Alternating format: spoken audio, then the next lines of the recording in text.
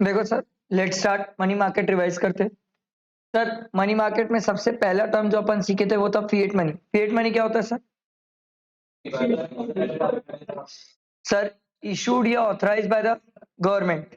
ठीक, यहाँ पर हम पहले के टाइम पे गोल्ड सिल्वर यूज होता था, फिर हम मेटल यूज करना चालू किए, फिर मेटल के बाद क्या हुआ सर? मनी। और अब मनी के बाद हम कहा जा रहे हैं सर? ई फॉर्म में, ई फॉर्म ऑफ मनी में जा रहे हैं, पेपरलेस मनी में जा रहे हैं। ठीक है,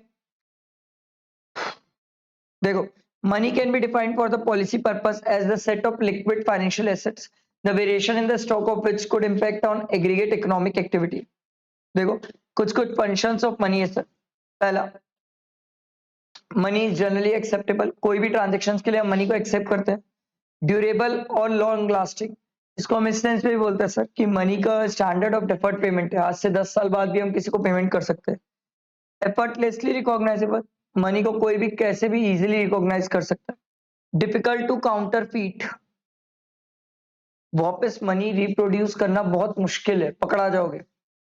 रिलेटिवली स्केयर, सर क्या पैसे स्केयर है? यस, यस, क्योंकि ऐसा थोड़ी कि जितने नोट छापना चाहे उतने पूरे छाप देते, नहीं। पोर्टेबल और इजीली ट्रांसपोर्टेड, सर मनी को हम एक जगह से दूसरी जगह इजीली मूव कर सकते हैं। देखा जाए तो बार्टर सिस्टम के सब अपोजिट पॉइंट्स ही है सर। पजेसिंग यूनिफॉर्मिटी, ये सबसे बढ़िया बात होती है सर, मनी की वैल्यू जो होती है, उस मनी की वैल्यू उस सेंस पे हर जगह सेम होती है। 10 रुपए मेरे लिए भी 10 रुपए, आपके लिए भी 10 रुपए, और कोई अगर दिल्ली में बैठा तो भी उसके लिए 10 ही रुपए sir. Divisible into small parts in usable quantities और फ्रैक्शन विदाउट लूजिंग वैल्यू, ये बार्टर सिस्टम से कंपेयर कर रहा है सर। बार्टर सिस्टम में गुड्स को डिवाइड करने में मुश्किल होती थी, रुपए को तो अपन आराम से डिवाइड कर सकते हैं, 100 रुपए को 10-10 के नोट में और 10-10 के नोट को 1-1 रुपए के नोट पे आराम से इजीली डिवाइड कर सकते हैं सर। देखो सर,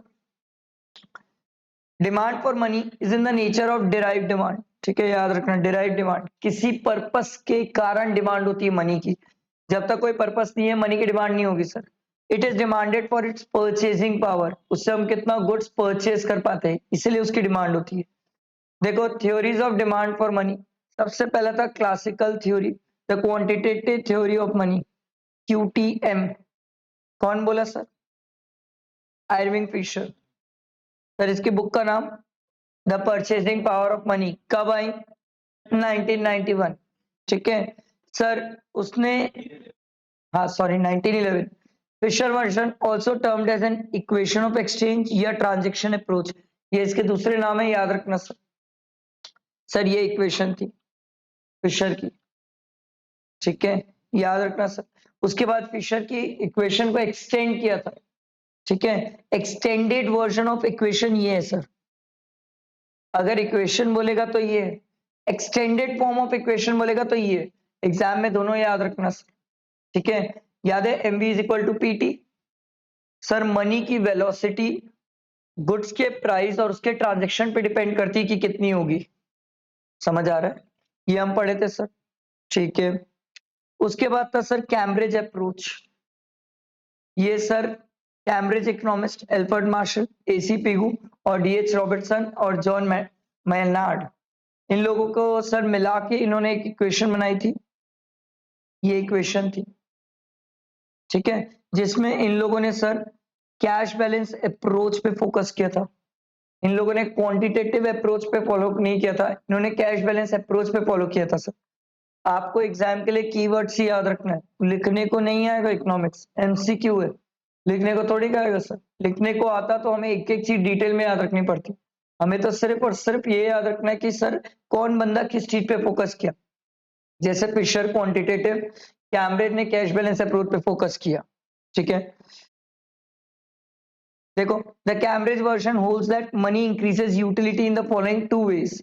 देखो, पहला तो स्प्लिट किया गया ट्रांजैक्शन, परचेज और सेल का ट्रांजैक्शन अलग अलग हो गया सर। क्यों?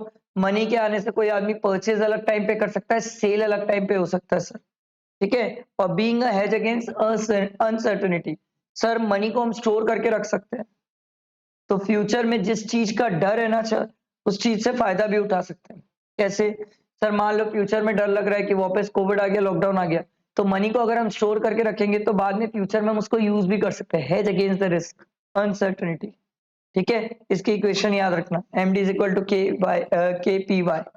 ठीक, अगला question, theory of demand of money. Sir इसमें 3 पर्पस से हमने बोला था, याद है, ट्रांजेक्शन, प्रिकॉशनरी और स्पेक्युलेटिव। ये 3 पर्पस के लिए हमें पैसे चाहिए सर। देखो, ट्रांजेक्शन पर्पस मतलब सर हमें जो डे टू डे बिजनेस के लिए ट्रांजेक्शन करना है, या डे टू डे हम जो ट्रांजेक्शन करेंगे, पर्सनल हो, बिजनेस हो, कोई भी हो, उसके लिए जो पैसा चाहिए, दैट इज कॉल्ड ट्रांजेक्टिव। इसकी इक्वेशन ये है। प्रिकॉशनरी क्या होता है सर, जहां पर कोई अनसर्टन सिचुएशन हो या कोई ऐसी सिचुएशन हो जो हमें पता ना हो कि हो सकती हो, उनके लिए जो हमें पैसे चाहिए सर, वो बोलते हैं प्रिकॉशनरी। अनफोर्सीन और अनप्रिडिक्टेबल कंटीजेंसीज, ठीक है, इसके लिए जो पैसा चाहिए दैट इज कॉल्ड प्रिकॉशनरी। और स्पेकुलेटिव मोटिव क्या होता है, बताओ बताओ बताओ। जहां पर हम चीजों के रेट बढ़ने का फायदा उठाना चाहते हैं, जैसे अभी गोल्ड का रेट बहुत बढ़ रहा है, तो आप गोल्ड खरीद लो ताकि फ्यूचर में और बढ़ेगा तो पैसे कमा लेना सर। ठीक है, people demand to hold money because to take advantage of the future changes in the rate of interest या किसी चीज का price. Rate of interest bond के सेंस में, रेट ऑफ इंटरेस्ट बॉन्ड के सेंस में। सर अगर आपको लग रहा है फ्यूचर में बॉन्ड का इंटरेस्ट बढ़ जाएगा, खरीद लो बॉन्ड, बेटर है सर। स्पेकुलेटिव, समझ आया? देखो, Keynes assume that the expected return of money is zero when the expected return on bond are two types। देखो सर, एक तो आपको बॉन्ड से 2 टाइप की इनकम होती है, इंटरेस्ट इनकम और कैपिटल गेन। मैंने बताया था सर, इंटरेस्ट इनकम तो जितने का बॉन्ड, उसमें जो हम इंटरेस्ट बोलते हैं 10%, 12%, 14%। और सर कैपिटल गेन क्या होता है, सिंपल सी बात है सर, जहां पर हमने 1000 रुपए का बॉन्ड खरीदा, वो 1 साल बाद 1200 रुपए का हो गया, 1200 का हो गया, तो ये 200 रुपए कैपिटल गेन है सर। समझ आया? बैठा दिमाग में? फिर देखो, ये समिंग अप क्या बोलता है सर, देखो, as long as the current rate of interest is higher, जितना रेट ऑफ इंटरेस्ट हायर होगा, लोग उतना ज्यादा क्या करेंगे सर, गवर्नमेंट बॉन्ड्स में इन्वेस्ट करेंगे। और जितना रेट ऑफ इंटरेस्ट क्या होगा, लोअर होगा, लोग बॉन्ड्स में इन्वेस्ट नहीं करेंगे, पैसा अपने पास रखेंगे। क्या करूंगा इन्वेस्ट करके जब रिटर्न ही नहीं मिलेगा तो? आया समझ? बैठा दिमाग में? क्लियर हुआ? इसके बाद देखो sir, concept of liquidity trap. इसमें हम 2 बातें करते हैं सर, एक्सपांशनरी और contractionary policies. Liquidity trap is a situation when expansionary monetary policy, expansionary याद है क्या था, जहां मार्केट में ज्यादा पैसा डाल रहे क्योंकि इकोनॉमी पहले ही किसमें बैठी हुई है, डिफ्लेशन में, does not increase the interest rate income, hence does not stimulate the economic growth। Liquidity trap is the extreme effect of monetary policy। क्या बोलना चाह रही है सर, जो एक्सपांशनरी पॉलिसी है, उस एक्सपांशनरी पॉलिसी में आप मार्केट में पैसा डालते हो, बट मान लो सर आपने मार्केट में पैसा डाला और वो पैसा मार्केट से खत्म हो गया, आपको पता भी नहीं चला, ना उससे इकोनॉमिक ग्रोथ दिखा, ना इंटरेस्ट रेट बढ़ता हुआ दिखा, कुछ भी नहीं दिखा, तो it's called a liquidity trap. Trap इसलिए बोला जाता है सर क्योंकि आपने मार्केट में पैसा डाला, लिक्विडिटी डाली, बट उस लिक्विडिटी का कोई इंपैक्ट नहीं है मार्केट में। तो आप बोलोगे सर मार्केट में इंपैक्ट कैसे आता? मार्केट में इंपैक्ट ऐसे आता कि अगर लिक्विडिटी ज्यादा होती तो लोगों के पास पैसे होते, पैसे होते तो लोग बॉन्ड्स में इन्वेस्ट करते, तो इंटरेस्ट रेट बढ़ता क्योंकि डिमांड बढ़ जाती बॉन्ड्स की। वैसा कुछ हुआ ही नहीं सर, इसीलिए लिक्विडिटी ट्रैप। समझ आया? बैठा दिमाग में? देखो sir, it is a situation where the general public is prepare to hold hold पैसा। आपने मार्केट में पैसा डाला, लोग उसी पैसे को लेके अपने घर में रख लिए, तो लिक्विडिटी ट्रैप हो गया ना, मार्केट में पैसा घूम ही कहां रहा है, ट्रैप। आपके पास रह गया, खत्म हो गया मार्केट से पैसा, और ये अच्छी चीज नहीं है, ये अच्छी चीज नहीं है। ये कब होता है सर? जब डिप्लेशन वॉर, मैं तो इसके बाजू में लिख दूंगा कोविड, मेरे को पता चल जाए कोविड की 4th वेव आने वाली है, मैं तो पैसा दबा के रख लूंगा, भाड़ में जाए। समझ आ रहा है? बैठा दिमाग में? इसके बाद देखो, post Keynesian development theory of demand for money. सबसे पहला था सर इन्वेंट्री अप्रोच। देखो, Baumol and Tobin develop a deterministic theory of transaction demand for money such as inventory. Sir इन्होंने ट्रांजैक्शन डिमांड फॉर मनी की बात की, known as inventory heuristic approach in which money or real cash balance are essentially viewed as an inventory। याद रखना sir, इनके हिसाब से पैसे को, कैश को ये इन्वेंट्री के फॉर्म में मानते हैं, और यही जो इन्वेंट्री है इसको हम किस लिए यूज करते हैं? ट्रांजैक्शन पर्पस के लिए। क्या बोला, समझ आया? इन्होंने बोला सर जो कैश है उसको हम इन्वेंट्री मानते हैं, और इसी इन्वेंट्री को हम किस पर्पस के लिए यूज करते हैं? ट्रांजैक्शन पर्पस के लिए। देखो sir, inventory model assume to media for storing value. सबसे पहला money and interest bearing alternative financial asset. कोई भी इंसान इन्वेंट्री दो पर्पस से रखता है, या तो एक अपने मनी के फॉर्म में अपने पास रख ले, और दूसरा या तो बॉन्ड में इन्वेस्ट कर दे और इंटरेस्ट कमा ले। समझ आया? अब ये डिपेंड करेगा सर, आप बोलोगे किसमें कब क्या होगा। मनी तब रखना पसंद करेगा जब इंटरेस्ट रेट कम होगा, बॉन्ड्स पे इन्वेस्ट तब करेगा जब इंटरेस्ट रेट ज्यादा होगा। सर समझ आ रहा है? According to him, individual have to keep optimum inventory of money for their day-to-day transaction. They also incur cost when they hold inventory of money. ये याद है, कल ही मैं आप लोग से पूछा था परसों कि सर अगर मैं अपने पास इन्वेंट्री रखता हूं, मतलब कैश रखता हूं, तो सर कॉस्ट कैसे लग जाती है? कॉस्ट ऐसे लग जाती है सर कि अगर आप अपने पास पैसे रखते हो तो वो पैसा अगर आप अपने पास नहीं रखते तो बैंक में डालते, बैंक में डालते तो आपको क्या मिलता है? Interest.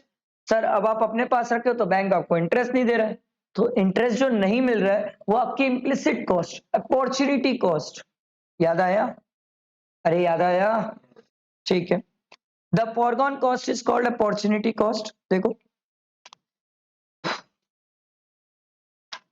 Formulas have proved that the average amount of cash withdrawal which minimizes cost is given by, इसकी इक्वेशन थी, इक्वेशन थोड़ा सा याद रखना।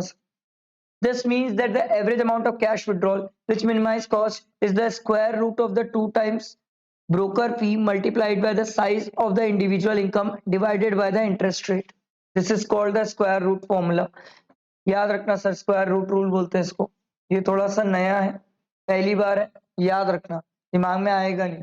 वैसे तो पूरे चैप्टर में एक ही जगह था ऐसा जो बवाल था, इसके अलावा कहीं और नहीं था। सर ये ब्रोकर फी को बीच में क्यों लाया?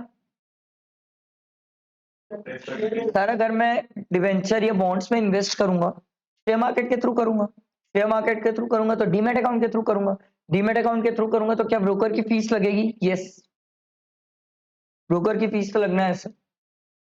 ब्रोकर की फीस इनटू इनटू मेरी कितनी income divided by interest rate. क्या बोला, समझ आया? ब्रोकर की फीस इनटू इनकम, जितनी मैं इनकम लगा रहा हूं उस पे तो ब्रोकर फीस लेगा, डिवाइडेड बाय इंटरेस्ट रेट। ठीक, this is called square root rule. देखो the inventory theoretic approach also suggests that the demand for money and the bonds depend on the cost of making such transfer between money and bonds.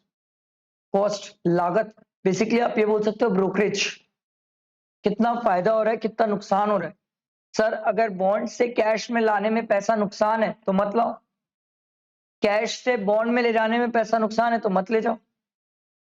समझ आ रहा है? देखो sir, Friedman जो बोलना है, restatement of the quantitative theory. देखो Milton Friedman 1956।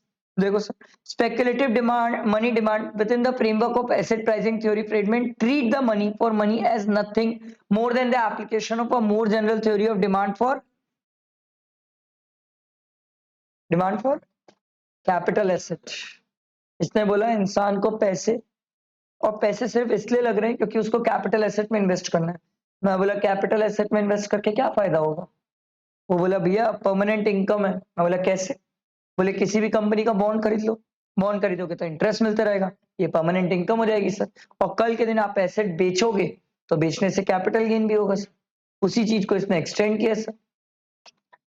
Friedman identify the 4 determinants of the demand for money. The nominal demand for money, देखो money काय के लिए चाहिए? Function of total wealth. Sir वो प्राइस लेवल से पॉजिटिवली रिलेटेड है, क्यों? क्यों बताओ?